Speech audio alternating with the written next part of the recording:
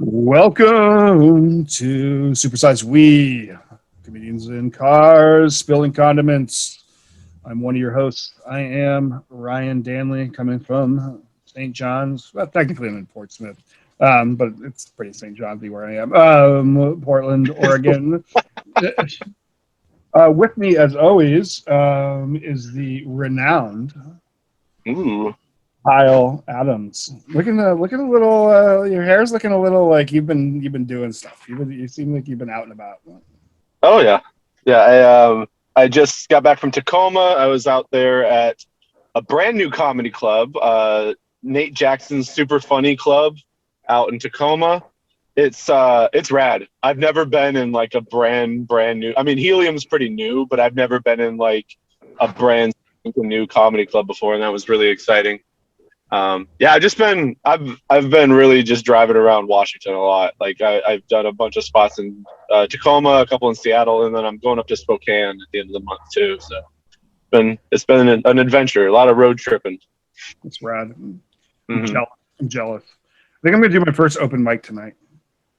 Nice. I'm doing. I'm out at. I'm gonna do Drew Grizzly's Vancouver mic. I'm in Vancouver right now, parked. Yeah. That's where I'm headed after this too, actually. So I will see you there. We can have an in-person meetup. Man, I should have brought the shirt I bought for you then. That would have been awesome.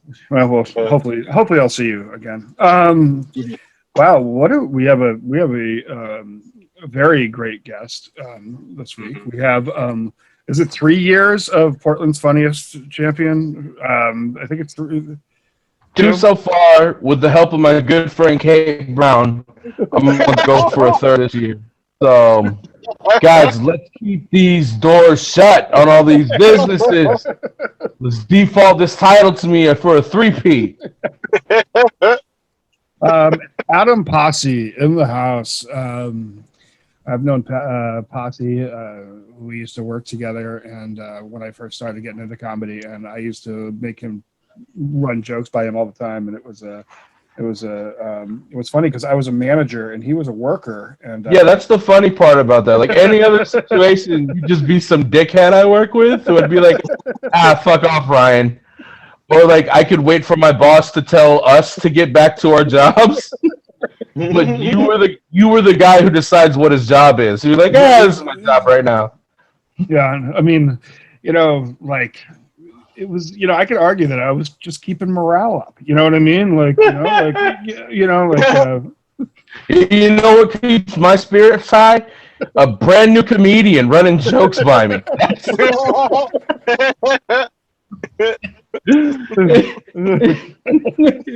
Hey, they were good jokes, though. They were good jokes. I'm still using some of them. Now, remember, my opinion was coming to you, employee to manager at the time. So I have to go back and readjust to everything you told me. Yeah, your jokes are great. Every Hooters waitress I've ever met was in love with me. Exactly. Balances of power not at all affecting the way people feel. But yeah, no. So Adam has been a great friend to us and a big part of our scene up here. And you're getting work in now though, with things opening back up a little bit. Yeah, I've had like a couple shows a month for the last couple of months. I had a nice little run where I had like a show every week for a couple of months there prior to the shutdown, and I got my calendar's looking much better than it has for the past year and a half. Throughout the whole quarantine, I don't think I probably did more comedy than, with the exception of Amanda Arnold, than anyone else in the city, because I was snatching up little bullshit small town gigs. Be that for better or for worse. I was paying off a DUI, so money was my main. Right. You're like, yeah, I'll go hit up this anti-vax rally just because, Yeah, $200. $200. Fucking yeah, let's chip away at this thing. I got till October. Let's go. Come on.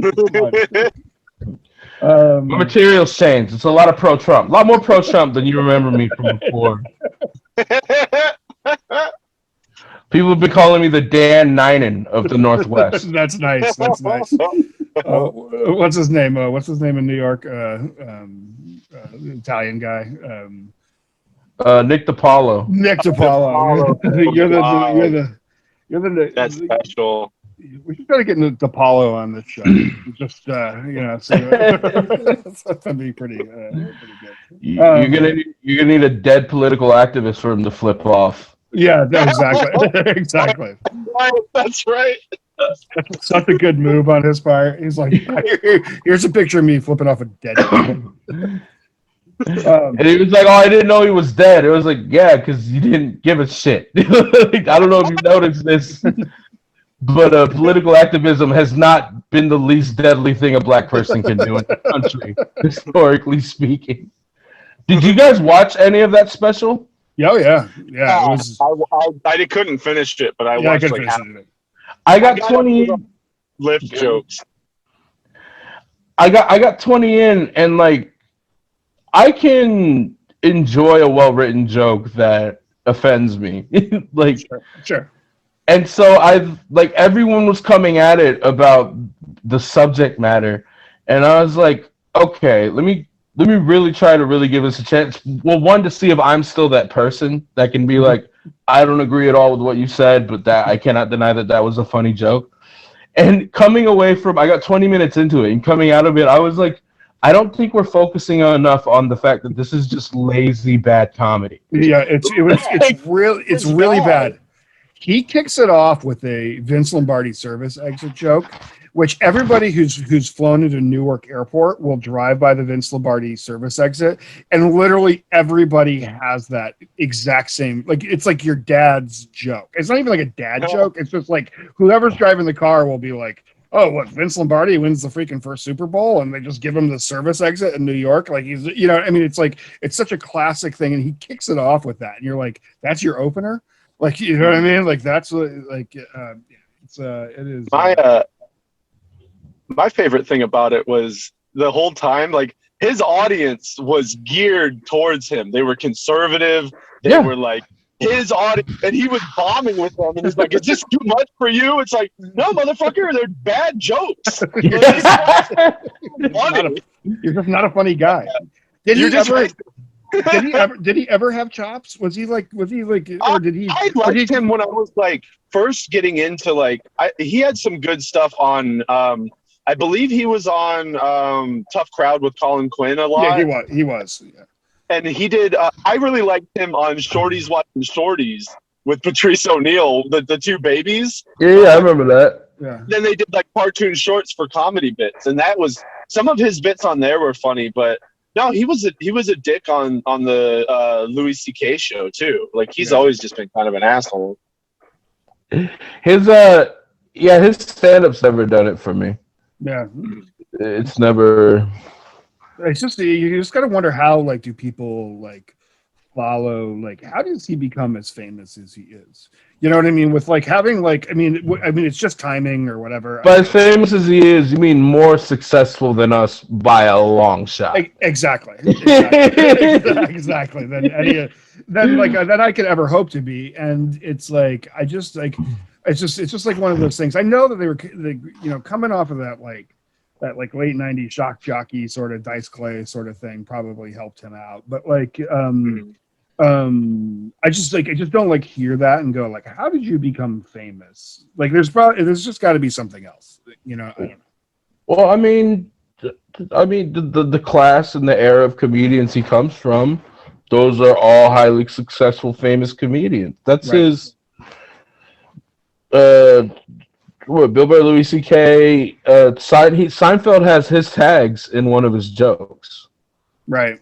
So and so, like, you bring your friends with you. Sure.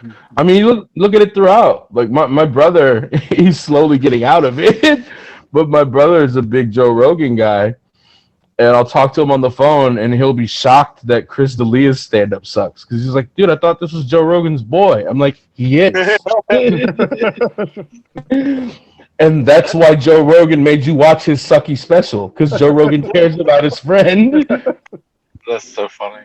Out of all of Rogan's friends, who's like, I think that I probably give Segura the most props. Like, I'm not really a Kreishner fan. I just like at this point, it's just like the shirt thing. Just I don't know what it's just like distracting to me. And I mean, I'm sure he's a nice guy, but like, but it's I don't know. I think Segura is great. You know what I mean? Like, Yeah. Well, yeah, Segura's one of the best comics working, I think, right now. for sure. Mhm. But yeah, and Bert's cool. Ari, I'm fine on. But like, there's Ari's had some jokes that I thoroughly enjoyed. Right. Mhm. I liked Ari's latest special. When he kept doing the jokes about the Tinder baby, they calling it Tinder Thie or whatever. Is that was that the double 45 special he released? I think so. Yeah, it was a couple of years ago, but it was It's been a while for me. It was so good. It was so good. My favorite is, and mostly for his recent work of all the Rogan guys, is Tony Hinchcliffe. Mhm. He really, God damn it. really resonates with me in my community. What I like about it is that like it wasn't even a joke. Like it was like he just like at some point like it was just like I just went up and just yelled like the most stereotypically racist crap on Yeah. like it's like not even like funny and it's just ridiculous. It's just like I just went up there and just really just said racist stuff. Like not even like he built a joke. He left himself zero defense in it whatsoever. He just was like, I'm in Texas. I've got an audience built in. Racial slurs are funny. Let's go. That was really it. It's like it's so energetically racist. You know what I mean? Like not even like I just said something right, but like I'm gonna yell this. I'm gonna really feel this. He was my first hosting weekend at Helium. Really? Oh, nice. Yeah. And well, he was a brand new headliner, so he treated me fine. But I brought him down to the midnight mic, and another comic who's a friend who was visiting from LA was having, let's say, a rough night, so they burnt the shit out of the light at the midnight mic. And at some point, they're like, "What? Who's going on after Tony Hinchcliffe? Fuck him." And so me, especially with my like small town Portland first Helium hosting weekend, bright eyes, I was like, "Oh wow, this is cool. These two legit LA guys are just poking fun at each other." And then Tony comes out and starts torching the comic that talks shit about him. And then it gets really real. And someone went backstage to make sure they didn't fight after. But my favorite part was like, and you know, my friend shit on Tony Hinchcliffe first, so we did have a right to go back at him. But then like he's telling his jokes that the Portland crowd didn't like, and rather than just accepting that, he starts like, he's like, "Fuck this crowd of pussies. I just played a whole weekend of sold out shows at Helium," which was not true.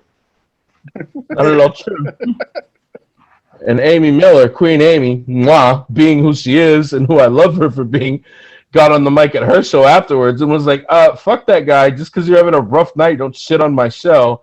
And I went to the last show you did before this. There were hella empty seats in there.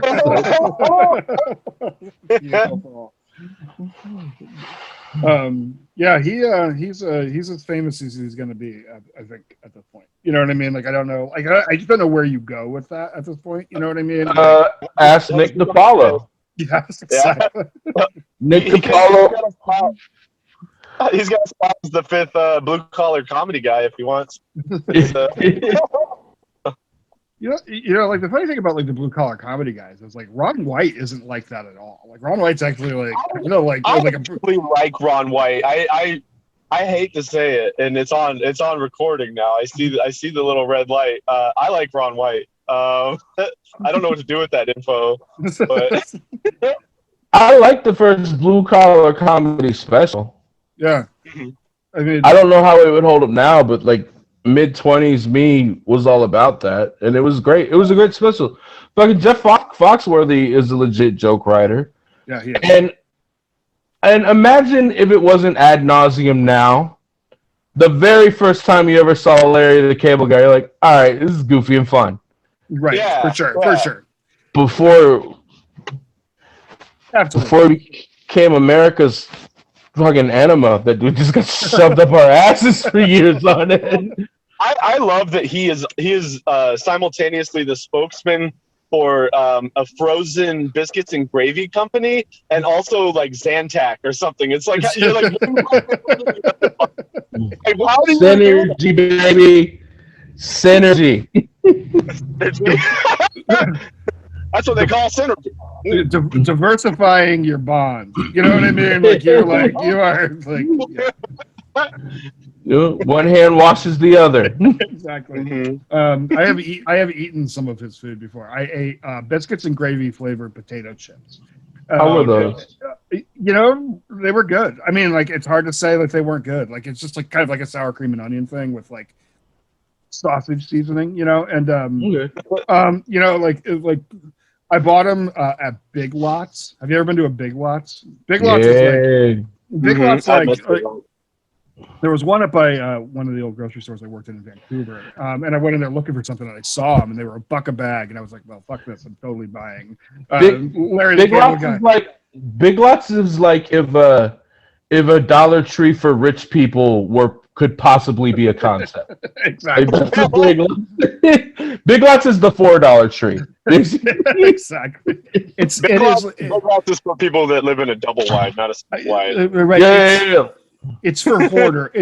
I really think it's for hoarders because like you can't really buy anything there because they don't like sell anything consistently there. So it's like, the only reason you're going there is to just buy stuff. Like you're just like, maybe I just need to buy stuff today, so I'm just gonna go to Big Lots and buy stuff. And you never wrote out a grocery list for a telescope, 400 mini Hershey bars, and a wicker chair. That's not you every 3 weeks. They sell those jars, but they sell them at like TJ Maxx and Marshalls. For whatever reason, all of those stores sell those like decoratively shaped jars that have like olive or peppers pickled in them. They like all of those places sell that item, and every time I see that item, there's just something about it that it grates on my soul because I'm just like I just don't know why they still make this to the point that it's so many places because who is buying this? Who is buying these jars of things and just like putting them up? Like who's like saying like decorating their house with these pickled peppers? You know? Yeah, it's food you don't eat. What? Why? No. What? Deco food. I don't like. It's just like every time I look at it, just like and yeah, you can go to like Marshalls and they have them like cut in with like like boxes of shit. You know what I mean? Like just like random like whatever like broken looking like egg beater thing that they have, and then they'll just have like a stack of those, and it's just like the whole thing is just like I just don't anyways. That's a little peek behind the curtains of what goes on in my brain of like the anger. You guys hungry at all? You guys want to eat? Yeah. Oh, do you know if my food got to my place yet? Yeah, it did. I'll be right back. All right, cool. Nice.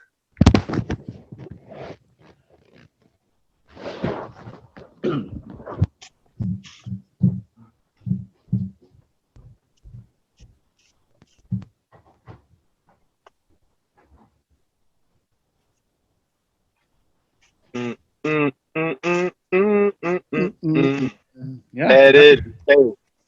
Editing space. It was editing space. I actually, I think I'm just gonna leave this in because now it's just funny.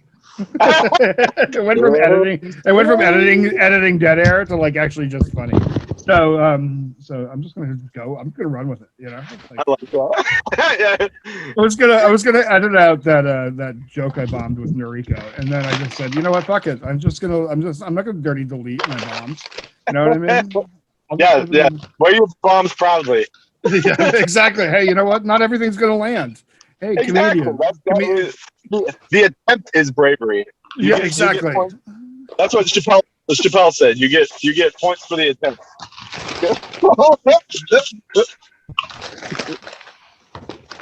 So they forgot to give me my peach iced tea, and I didn't realize it until I got half home. So the Peach Mtn Dew thing.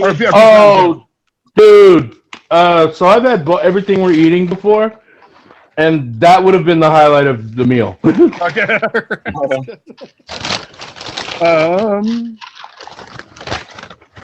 Here I'm Amazing! I'm really excited. Oh, you all right, man? Yeah, I got some of that spice in my nose. When I opened the chicken, I too enthusiastically opened the chicken.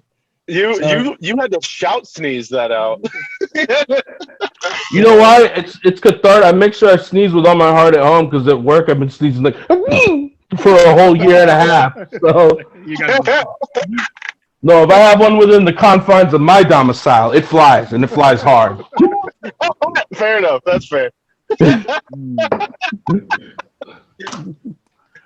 we go. Here we go. All right, look at this. Ooh, mine is. I lost two. They're good. We got them. We're good. You're good. Spilling chicken fingers is the name of the podcast. So are you guys familiar with like legit Nashville Hot Chicken? Yes. I'm not. I would like a little history course. So what it is, it's fried chicken, and then they take correct me if I'm wrong, Ryan, lard. Mm-hmm. And they cook up the lard basically with a spice mix in it, and then they paint that on the chicken. And then you're supposed to eat it with white bread to soak up the lard, to soak up some of that lard sauce on there, and sweet pickles. That's some acidity to the meal. Yep, to give it like a little bit of a break. Yeah.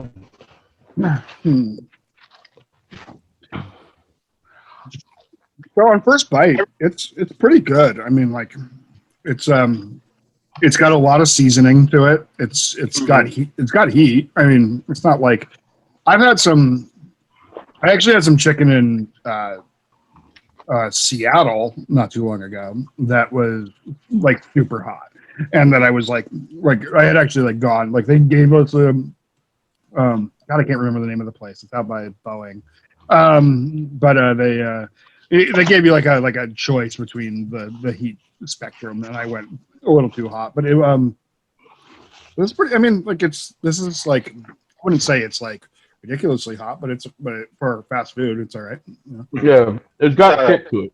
Mm-hmm. Yeah, it's clearing my sinuses, but we learned this with the Jack in the Box episode. Is I'm a wimp with spice, but this is. I really like it though. It's got the taste is the priority over the actual spice, which I like. Yeah. And that's an issue with some fast food spice where it's just like, holy shit, this is just incredibly spicy and the taste isn't there. But this is really good. I mean, it's really tender too. This is some of the best KFC I've had in a long time. Actually. Mm-hmm. By the way, it's not a high bar to be the best KFC anyone's ever had. No, that's very true. I've had rock hard chicken wings served to me there before. I had a new friend. Well, kind of. I just met her. She was dating a homeboy of mine, and she was in the back of the car. It was my first time being around her, and I heard her going off in the back of the car about how KFC is better than Popeyes. What? Which, yeah, yes, no, yeah, duh. But no. I turned around and I said, "Hey." You cut out, man. I can't hear you. I can't hear you. Back up. Pasi. Are we back? Yeah, you're back now. All right. So you turned around. I'll edit that out. You turned around and I basically put a screaming match on layaway, and I made it conditional upon us becoming good enough friends for me to yell at a tiny, tiny white lady. And we did.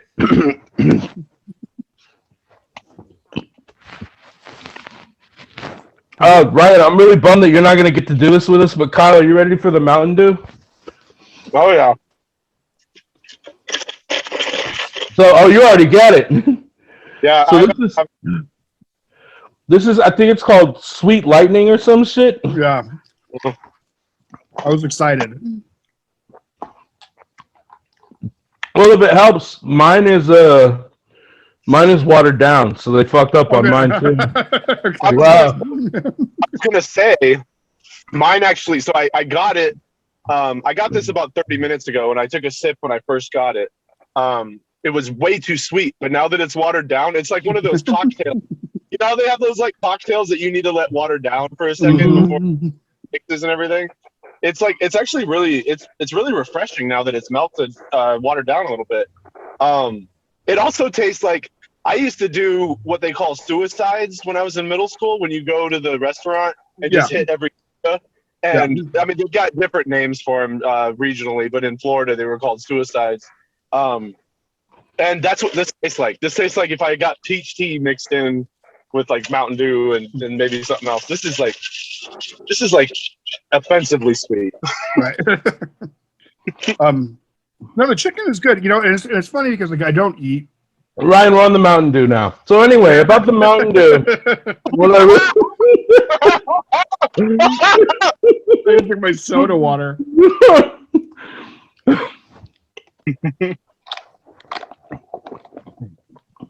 I haven't had a Mountain Dew. I was actually kind of excited about it because I haven't had a Mountain Dew in probably. I had some not too long ago. Like it's been like 5 years, but 5 years ago I just craved Mountain Dew out of nowhere, and I hadn't drinking any Mountain Dew since like the 80s, like really or early 90s. Like I just like I mean it's just not something I drink, and I don't really drink soda anyways. But my guess was that was when the final Mountain Dew chemicals left my body, and then my body craved replenishment. But out of nowhere, I craved a Mountain Dew. Just so strange, and I got it, and I got probably like two or three fingers into it, and it was like, ooh, I just don't think I can do this. I don't think that was it. Like, and now I'm good until it runs out again. My dad used to make fun of me a lot because I would always, and this is where my bit came from. I have the bit about Floridians can't ignore a new Mountain Dew flavor. That's like one of the things. Like we can't just walk past a new Mountain Dew flavor and not buy it. But my dad used to call me an early adopter because I would buy any of the new Mountain Dew flavors, and some of them I didn't even like, but I would take a gamble every time. I was like fucking Russian roulette with these new Mountain Dew flavors. You are the cutting edge of the Mountain Dew world, Kyle. Yeah, extreme. You should have had them pay you to be like a, you know what I mean? Like you should have like an American would have said, hey, you know what? I can turn this into money. You know what I mean? I can go down there and be part of their sample class. Well, I'm sorry I wasn't very industrious then, Ryan. At the moment. That I was more trying. You could be doing the mom's hole in my heart with sugar. You could have been doing You should have filled it with money. Have you tried that yet, Kyle? Have you tried filling it with money?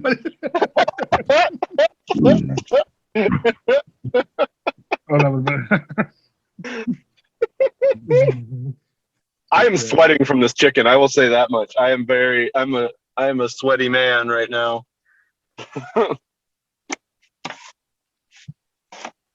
think I got some napkins in my glove compartment here. I like the pickles. The pickles are really good. Yeah, they nailed the pickles. Yeah. But yeah, we went took a bite with the pickle and the chicken at the same time. I noticed. Yeah. And sop up some of that shit with the biscuit too. It's all part of it. But yeah, we ended up going to KFC and we got this as a joke because we're like, Sweet Lightning Peach Mountain Dew. Yeah, let's see how that goes. And then we drank it. Then we just kind of sat there silently, admitting to ourselves that as grown men, we like a new flavor of Mountain Dew. Like this. Well, I think it's because KFC and Pizza Hut and Taco Bell are all owned by Pepsi. and I think that they're jealous of all the Baja Blast attention, so they had to like jump in the game. I mean, this is about almost 20 years too late, though. Baja Blast has been top of the charts for about 2 decades, right? Taco Bell loves you to drink Mountain Dew though too.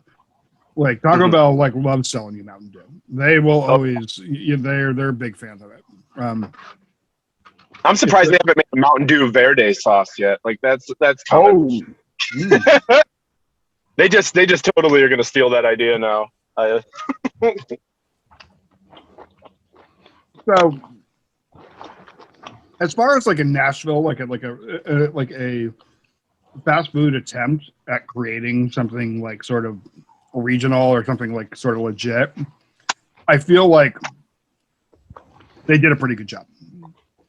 You know, I mean, this definitely isn't like real, but I don't know. What do you think? What do you think, Pasi? You think this was a good job? You think like on the fast food scale of? Yeah, like if you went to the KFC drive-thru and pulled away like this isn't authentic Nashville hot chicken, then I don't know what you want from the world.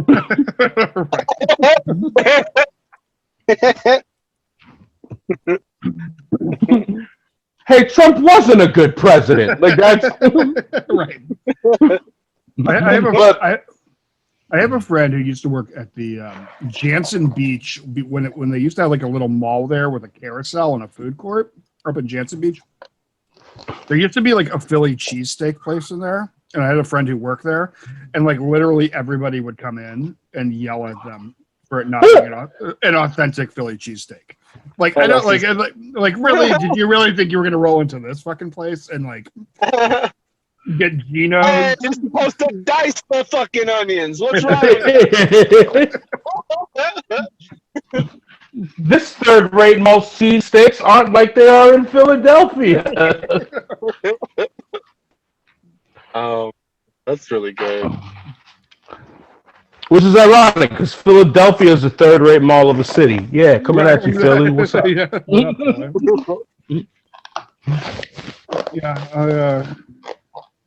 I mean, I like Philly. I mean, Philly's like a nice place to go. Like, but like as far as like anything like besides Boys to Men. Like, I mean, I don't really, I mean, let's get it's always funny. That's my main draw to Philly. That's about all I know about Philly. Anything I learned from it's always sunny. Yeah, well, that is a good representation of the town. Boys to Men, fantastic. Underrated, really. Like as far as like singing groups we've dealt with in our life. Boys to Men? Yeah. Are they? Maybe we're just old and the world moved on, but like I think of them as like one of the greatest of all times. I do too, but like I mean, you just don't hear like stuff from them anymore, or like they got swept up in the the New Jack Swing era, which they were just like a little bit better than. No disrespect to Velvet DeVoe but they were like an honest to God like soul group and like and R&B group, and I think that Boys to Men could have like I think they probably didn't get as much like love afterwards because pretty much everything just slipped right into hip hop after that. It's because they became men. They weren't boys anymore. The men, the charm wore off. The end of boomers now. Is what they are. Boomers with a Z though. Now this is just kind of creepy. You guys are calling yourself boys. You know what I mean? Like you can't use this name on the internet. But we're about to become men. Help us. There's Pokemons that won't transform these Boys to Men. I think you need a moonstone, is what it is. I mistakenly believed, and then I had everyone in my social circle believing that the bass dude from Boys to Men was dead. Oh no. And it turns out he just left the group because of personal problems. That poor guy. I mean, he like where do you go after that? You know what I mean? Like I'm gonna go to this other. I'm gonna go pull bass in some other. Like I mean, like you're not gonna. You don't got a lot of. That'd be funny. He popped up on other group songs talking over the breakdown. Uninvited. Just like Black Streets at a concert. He just comes from the side. Girl. Girl. I know you weren't expecting to hear from me right now, but He's tapping into Bluetooth speakers with his own microphone. You hear after the second verse, you hear a bloop. Who wants to hear the bassy part of Motown Philly? You know?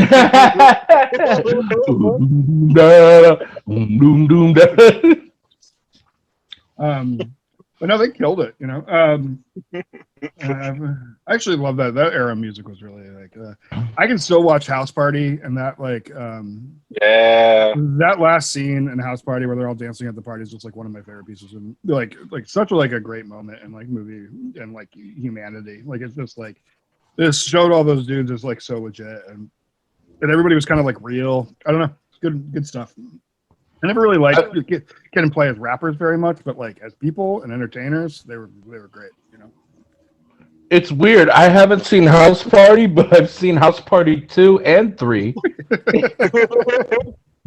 I think you got to watch. I think like Sudden Impact's in it, and they're freaking great. And like, I mean, I don't know. I think you gotta fuck with House Party. I think that's the. You gotta go there. I'd be down for it. I've seen Class Act. I've seen every Kid and Play movie except for House Party. Like the Kid and Play movie. All right, so you want to do our judgment zone here on the Judgment zone. Judgment zone. That's a nice like 90s like Mountain Dew term, like judgment zone. You know what I mean? Like Judgment zone. we're welcome to the double blind study. welcome to the. So this is a scale of 1 to 5, because none of us deserves more than a 5. The first is going to be presentation. 1 being, you know, I would also suggest using fast food as the, you know, like you said, we're not really going to compare it to like going in and getting like some proper chicken, but you know. Mm-hmm. So who wants to go first on the presentation? I'll take the bullet. Yeah. I liked it. Cool. Presentation, I give it a 4. Okay. 4. It's good looking fast food. I got the pickles on the side. I got shiny sauce on my chicken fingers. Mm-hmm. It's very red, which is appealing. Mm-hmm. And so yeah, I'll give the presentation a 4. Big fan of the presentation. Well, Yeah, I would have to agree. I'd have to agree with the 4 as well. I got legitimately excited when I opened it up. I was like, this looks great. It doesn't look soggy. It was at that perfect level of like, it didn't look soggy because that's what some sauce chicken when you get does. And it didn't look hard like some chicken tenders do. So I was quite surprised with it. So definitely a 4 from me as well. yeah, I'm gonna go across the board. I can actually might even go 4.5. Like What? yeah, I'm I know we were doing decimals now. I don't know. Like when I opened it up, like I really wanted to eat it. You know what I mean? Like it's just like you're saying, it's red. You can see the seasoning on it. Like when I picked up my tenders at first, like it was dripping with the sauce off of it. That's super delectable looking. I don't know. Like I just wanted to eat it. Like it was just, you know, like it just looked delicious. So yeah, I'm gonna go 4.5. I'll say 5 for something, but this was pretty damn close. This was like, I think the box could have been a little bit better. I got mine. I don't know. You guys got yours in the plastic box. Like I just I kind of felt like the box was a little like. It has kind of a racist font. I feel like this font is racist. Yeah. It's like one of those like pancake houses we don't go to anymore because they don't exist. Right. I think that font's official name is Water Fountain Sign. So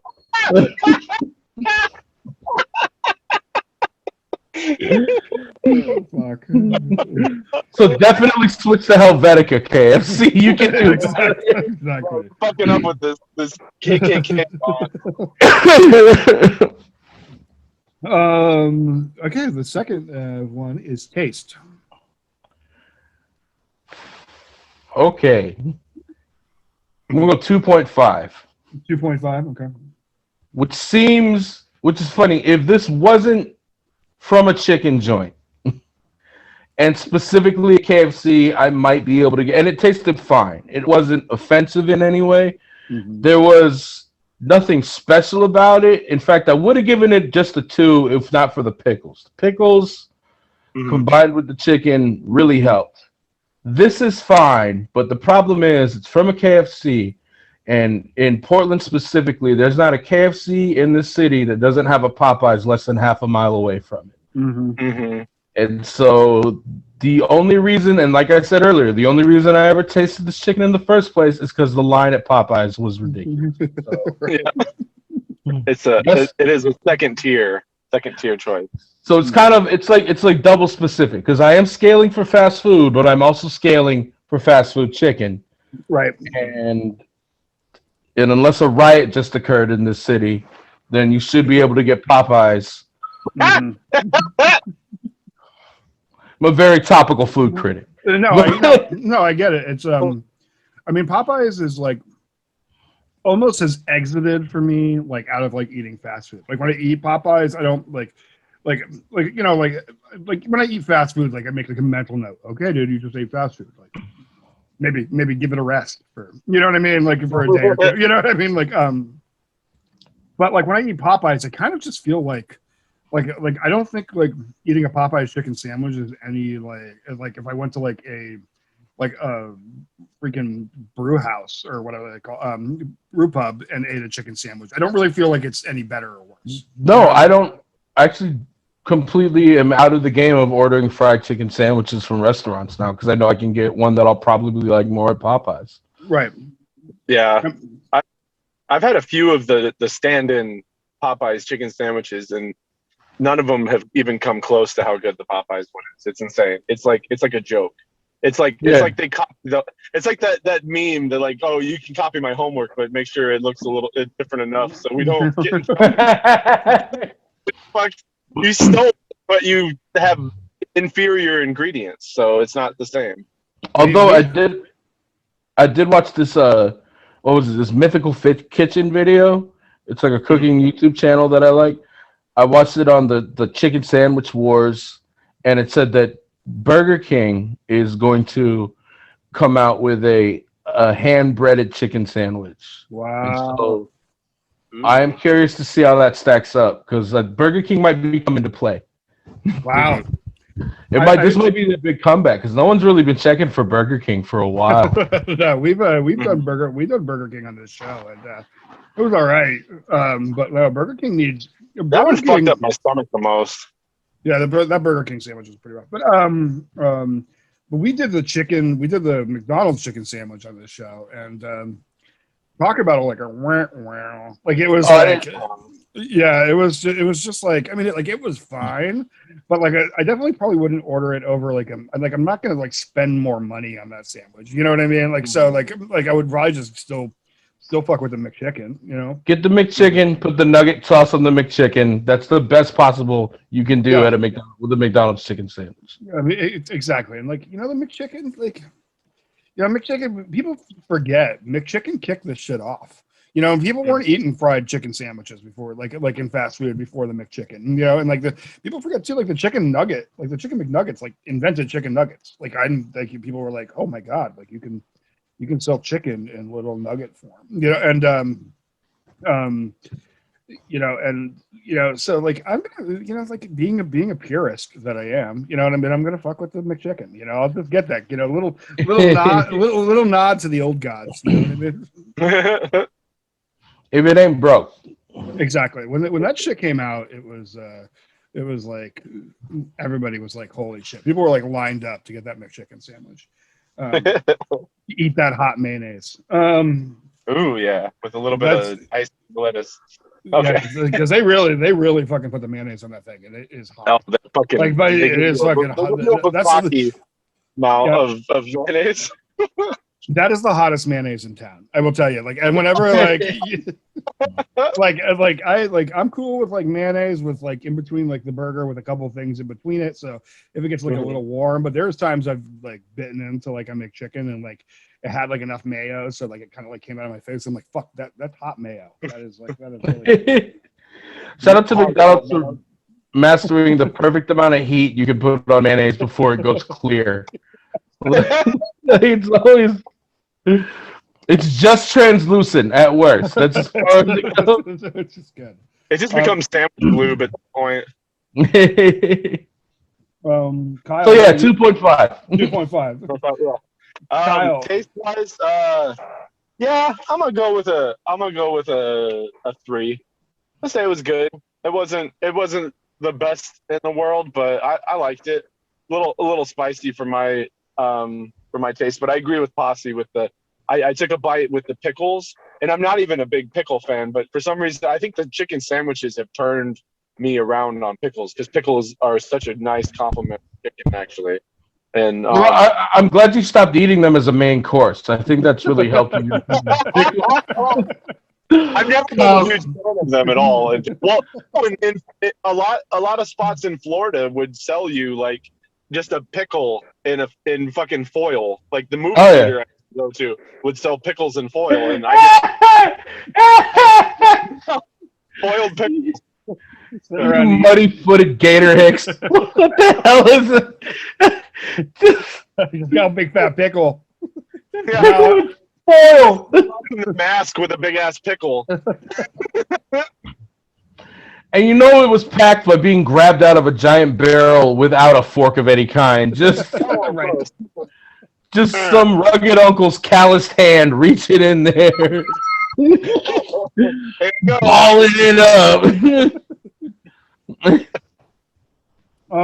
I think I'm good. I don't know. Like I'm kind of like so like on one hand with this, like I actually like appreciate like how seasoned it was. Like for like my overall like it was more seasoned flavored. Like there was more like seasoning. Like I could taste like hot paprika and garlic powder in the thing, which was better than I thought that was going to be. So my expectation going into it, like where does it live on that, or is it? I don't know. Fuck it. I'm going to go 3 as well. It's it was good. I kind of liked how like drippy it was, and I don't know. It was like I don't know. It was good. Which brings us to the next one, which is mouthfeel. How was it? How was it to eat? 2.5 again for me. The sauce is great, but one of they might be better served by giving you the sauce separately. Mm-hmm. Sure. Because like with any sauced fried chicken, especially since mine got delivered, maybe it'd be different if I was grabbing it out the window and eating it immediately. But with mine being delivered, it's all the way soaked in, and it wasn't completely soggy. So like the chicken does have integrity. Mm-hmm. But what I got was just right between being like limp and good. So like not even that. In fact, you know what? I'll give him a 3. I'll give him a 3 on the mouthfeel. All right, cool. He stepped up. So like perfectly in the middle. Just it was fine. It was fine. Yeah, sauce on the side I think would have done wonders for this score. Sure. Yeah. I agree 100% with what you said. Yeah. Mm-hmm. I'm a little worried having this box in my car just because the sauce, there's so much sauce in it. Like I'm going to have to toss this box immediately or else it's going to stain my car. Yeah, it was, but I don't know. I would say 3 on its own, but with the pickle, again, the mouthfeel, 3.5 with the pickle. I would say give it that little crunch. It really, if you could make a big ass pickle to put the chicken either side, like pickle loaf, this would be a great pickle sandwich. So you're thinking like a double down, but with a pickle. Pickle. Yeah. KFC, I've got the ideas, man. Some tinfoil around it. There you go, baby. Let's go to the movies.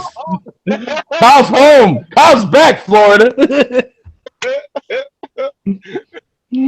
I'm going to go back the other way on this. I think that in the chicken wars, the thing that really sold me on the Popeyes chicken sandwich was like they must brine it first, which gives it like an extra moisture and like flavor, like, and it's kind of like really flaky and like plump. These were a little not enough.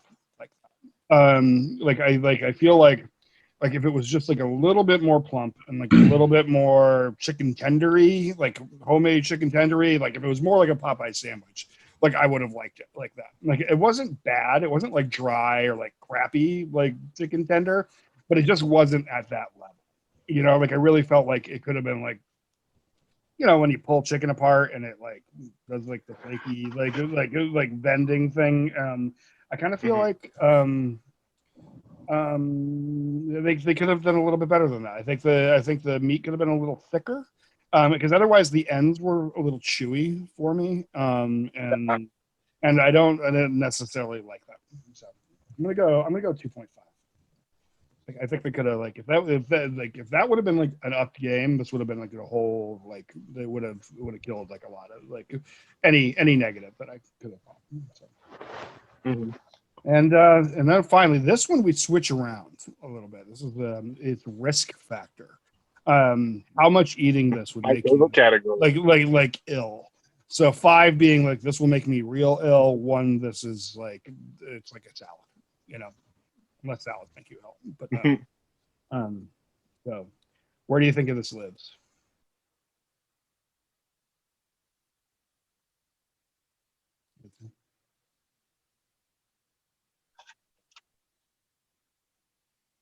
I think we're missing Adam.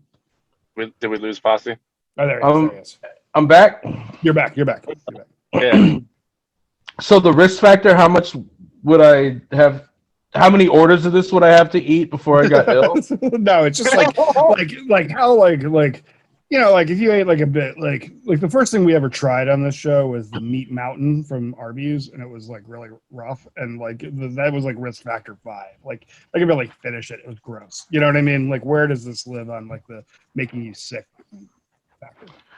I'll give it a 3.5. It's a good amount of chicken, and that's to its detriment, because it's a lot of fried chicken with grease poured on it. So that's not. I mean, this is gonna have consequences. I hope none of us has the most involved plans for the next 3 hours of our life.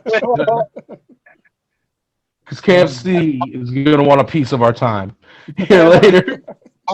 I'm performing for a bunch of people in Vancouver, so if I shit my pants, it'll be all right. It's just Vancouver. Performing in Vancouver is actually a euphemism for shitting your pants. Yeah, it's happening right now. Man. When I was in 3rd grade, I remember we went on a field trip and I performed in Vancouver. It was so embarrassing. Oh man. Let's see, risk factor.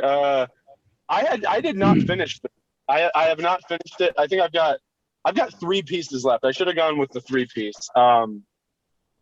I would say I'm gonna give it about a 4, just because I can already feel it. I feel rumblies in my tumbly, as Winnie the Pooh would say. There's a lot of grease. There's a lot of sodium.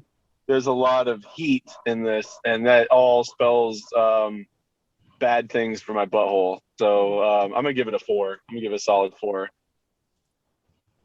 Yeah, I'm gonna go 3.5, somewhere in that neighborhood. Like I feel like it's like you said, it's really, it is like they do put the seasoning on there with oil, so it sticks to it. And it was a lot. Like sometimes more isn't better, you know. Taco Bell is the king of like anything that you buy that's big there just shoots the risk factor up. Like a bean burrito is like a 1. Like an extra stuffed burrito at Taco Bell is like a 6. You know what I mean? Like it's gross, like halfway through it. So I'm gonna go like a 3, maybe even a 4. Like I already feel a little ill, and like it was just like super greasy, you know. And This thing's highest scores are in the categories of does it look good and will you shit yourself?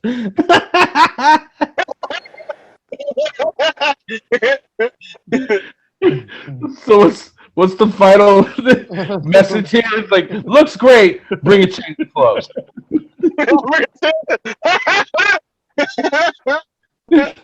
That should be their tagline. All right, and our final category is overall grubbin.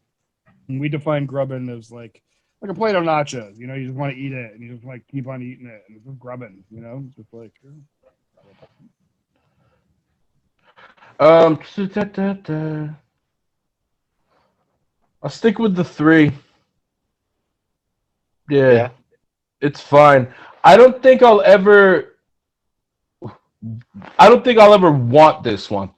Right. I don't think I'll ever wake up and be like, yo, let's go to KFC and get the Nashville Hot Chicken. Now, the Mountain Dew, on the other hand, if you were able to share the Mountain Dew experience I had, I have oftentimes been getting Popeyes and being like, yo, you want to do a bang bang just for the Mountain Dew? But the chicken on its own, just the 3. It's fine. If the line at Popeyes is too long, go for this. You're gonna get a delectable Mountain Dew with it. Sure. That's great. There was my favorite episode of the Roseanne show before she went all racist and loopy. Was she found out her husband was cheating on her, and she just went to all these different fast food places. She got like a shake from Wendy's, or a Frosty from Wendy's. She got fries from McDonald's. She got a burger from Burger King. That's just it sounds like the greatest, saddest night ever. It sounds fantastic. My brothers actually got high and did that in Vegas once. Nice. That sounds amazing. It's like a scavenger hunt that everyone wins. I would say grubbability. I mean, it's chicken. If I was hungry, I could put some of this down. If I was like really hungry and really, really, really stoned. But I got to give it like a 2 or a 3, just because it wouldn't be in high demand. I've had other KFC items that I liked more that don't exist anymore. Like I really liked the snacker wrap. I don't know if you guys remember that, but they had a sweet and spicy, or they had a sweet wrap, and then they had like a spicy wrap, and they had it in like a red tortilla, and they had like an orange tortilla, and they were like $1 a piece. That's probably my favorite thing that KFC's ever had, and those probably had like a really high grubbability. I would say like those are like a 4 or 5, but this is about a 2. Yeah, like I think what would be actually really good is if I got this and they had like a mix box. Like on one side they had some of these, and on another side they had some like basic just chicken tenders. You know what I mean? Like I think that like the little break in it. And even better if the tenders were from Popeyes too. Like if I opened dip them in a Frosty. Right, like if I opened the box and they had fucked up and given me Popeyes, yeah, that would have been way better. Like KFC's like, hey, we ran down the block and got you some Popeyes. Come on over. Come on, we know this is what you want. So I don't know. Like, I mean, like I liked it, and I definitely wanted to eat it, and I mean, I finished it right quick too. So I mean, it's like my brain was like, yeah, just eat this shit. Comparatively though to the thing, I'm gonna give it a 3. Like, it's fine. Like, it's the likelihood of me ordering this again, or ever really thinking about it again, is pretty minimal. Like it's like I just don't really think that I'll ever be like. Oh, hey, you know what I need right now is like some of the, you know what I mean? Like, I think maybe if somebody was going there, I might order like the 3-piece Nashville, and then like a 3-piece just regular tenders, just to have 1 or 2. But I don't think I'd want the whole thing again. You know what I mean? Like, it's just, I don't know. How did KFC like lose this war? Like you know what I mean? Like, I just don't understand how they lost this war. Like they have had like it's like Skype being beaten by Zoom. I mean, it's just like this was all yours to win. Like I feel like they suffer from the same thing, and we've talked about this on the podcast, where like Burger King and Wendy's alike, they don't have the plateau like McDonald's does.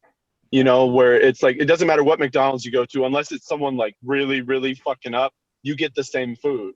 Right. Whereas there's always like a good Wendy's and there's a good Burger King. I feel like there's good KFCs and there are bad KFCs, and it's kind of fucked the brand. Right. What do you Yeah, the good ones are connected to an A&W. Right. Yeah, that's the one I got. I got the one at A&W. It was pretty good. This is good. So you get some Nashville Hots, a root beer float, and some cheese curds. That's a good KFC run right there. I could have gone root beer float, man. That sweet tooth Mountain Dew or whatever the fuck it's called. the sweet feet peach tea Mountain Dew. Sweet lightning. I don't know. I think KFC. I think they were just like I moved around as a kid, and KFC was the one constant. Sure. Mm-hmm. Like I was thrilled when we started getting more Popeyes over here, because before that, I think I only had Popeyes chicken on Army bases. So yeah, in Denver, I mean, there was one Popeye. I'm sure there's more now, but I mean, like there was one Popeyes like on East Colfax and like way deep down and like honestly like the pretty as like Popeyes used to really just live in like the neighborhoods, you know what I mean? And and they seem to, I don't know, maybe it's just because I live in the neighborhoods more now, but like I just feel like you see Popeyes more now, you know what I mean? But it's just like, yeah, they came up like Popeyes just like showed up and like kicked KFC's ass, you know, like they really did. Like KFC has like I see their chicken sandwich now and I'm like, how is KFC chasing Popeyes? You know what I mean? Like in my mind, like Kentucky Fried Chicken is like a basic American brand. It's like, you know, just like another one of the million lies I've been told. You know what I mean? Like it's just like aren't they big in Japan too? they do have them in Japan. Yeah. And you know what? Odd enough, I didn't see them combined, but at least in Okinawa, A&W is way more common in Japan than it is here. Mm-hmm. Really? Yeah. Yeah, it's a we should do a global episode sometime, you know, just like find a global comedian, a Japanese comedian, and see how they feel about fast food over there. So, that would be rad. Yeah. And do like the differences between the concepts and the stores. Yeah, I mean, you know, like it's a because these are, I mean, they really are global brands, and I mean, it really is an interesting thing, you know, and it's like we consider them ours, but like we were talking about on the 7-Eleven episode that we did with Noriko, it's like Who? you know, I just some guy who was check this out. This guy was a Portland funniest comedian for only a year. Yeah. That's adorable. He was only one. They only gave that guy 1 year. It sounds like something someone without a dad would do. Go on. What were you saying, right?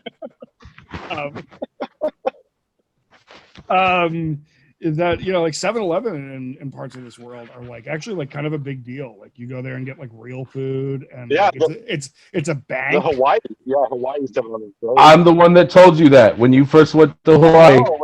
Hawaii 7-Eleven is one of my favorite places to eat in Hawaii. It's insane, dude. They have steam bow. They have steam bow where the donuts would normally be. It's like, I was so happy.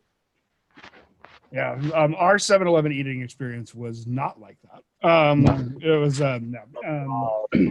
it was actually probably one of the rougher episodes, but it was you know, it was actually one of the ones they actually got. But yeah.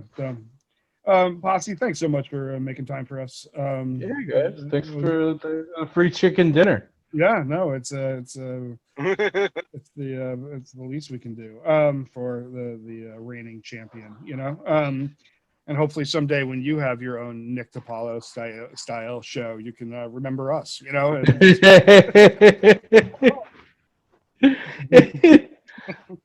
Problematic food reviews. The sandwich tastes like Queers made it.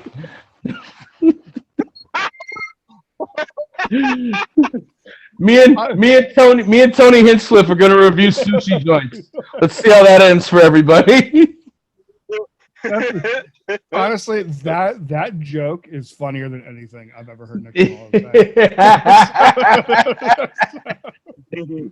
You're just being ironic. What I said. Cheers. Right. You got anything coming up or anything you want to promote?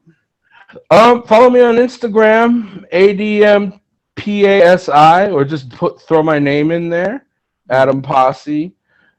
Other than anything I do will be talked about on there. On my phone's in my room. Just follow me on Instagram. All right, cool. Can't look at my calendar right now. How about you, Kyle? You got anything coming up? I will be doing the Spokane Comedy Club, doing the open mic out there on the 26th. It's gonna be pretty fun. Got the other podcast I do with Chad Johnson, where we talk about being a comedian and being sober from alcohol. It's called Hot Off Depressives, and that's a lot of fun. We do that every Sunday, and that can be found on Instagram, and also you can look it up from the Pod Chaos as well. That's the parent podcast where they have all the other little podcasts. What else am I doing? I'll be all over Washington this month because Portland it doesn't know what they're doing just yet, opening back up. So check out. I had 2 episodes this week coming out of another goddamn horror podcast. We interviewed one just dropped today. We interviewed yesterday. We interviewed David Walker, who's a comic book writer. Overall, good dude. He this is a really great guy. Really great conversation. And this morning I interviewed a director for a movie that just came out on Shudder called Fader, which is a pretty cool movie. If anybody hasn't seen it, see that. And then check out my latest episode of Culture in Motion, my serious political podcast, where we just interviewed Captain Lobo from the Brown Berets, which is like the sort of Latino, Latinx communities, Black Panthers, and what they're up to in the time of ICE deportations and things like that. It's a fascinating talk. Culture in Motion, cable radio show, as well as a podcast found on all your podcasting areas. And I got a couple things coming out in the hard times the next couple weeks, so keep an eye out for that. So, if you want to hear it, if you want to hear a dead podcast, me and former comedian Alex Rios do one called Chumba and Wumba. There's like 200 plus episodes of it. It's just fucking around. But if you want to hear us cry, you can listen to the very last farewell episode. Okay, that sounds awesome. Alex is a good dude. So fuck him. Thanks a lot. Join us again next week for another review of some delicious food. As always, remember, support your local fast food worker. They are neighbors, they are friends, they are community. Get them paid and support them in every way we can. Be nice when you order food. Just be cool. Like, just don't be a dick. Like, there's just zero reason to be a dick when you're ordering food at a fast food restaurant. Like you are lucky they're nice to you. So take care. Later.